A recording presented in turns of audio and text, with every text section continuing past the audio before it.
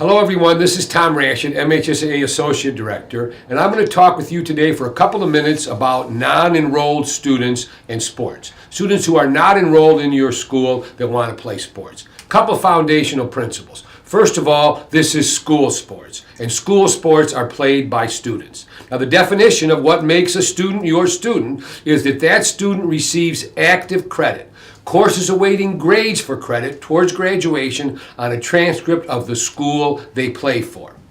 Frequently, we have this question about homeschool students or students at another school without a sport that want to play sports at a neighboring school or the school in the district they might live in.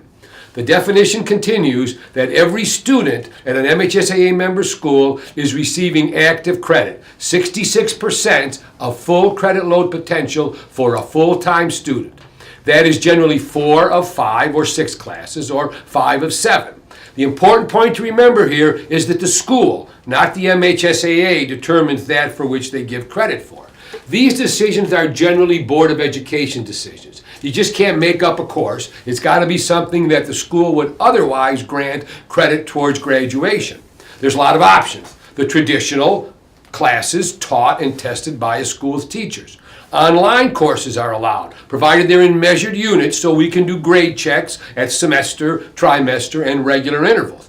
Vocational education, homeschool as well, or college courses if the school district's Board of Education approves those courses or that curriculum for credit towards graduation. Now, there's a path to enrollment and eligibility that involves that 66% of active credit at that school. It can be shared time work. That is permitted, where a homeschool student perhaps and a high school collaborate and the student receives that 66% of active credit at that high school. It can be a combination of online or traditional, provided that credit is given in that minimum 66%. If a homeschool student wants to transfer into your school, it's really relatively easy.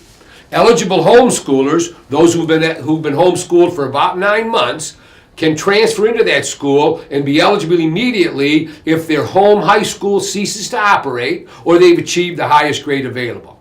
There's more information in the MHSAA handbook at 3 different spots. Under enrollment on page 26, on page 37, learn about shared time, and on page 44, learn about the transfer rule for students who are bona fide homeschool students. You might also find the video on non-traditional or alternative ed programs interesting as well. Of course, this video is not official. The only interpretations that are official are those in writing. But we sure hope this helps all of you. Thanks for being with us.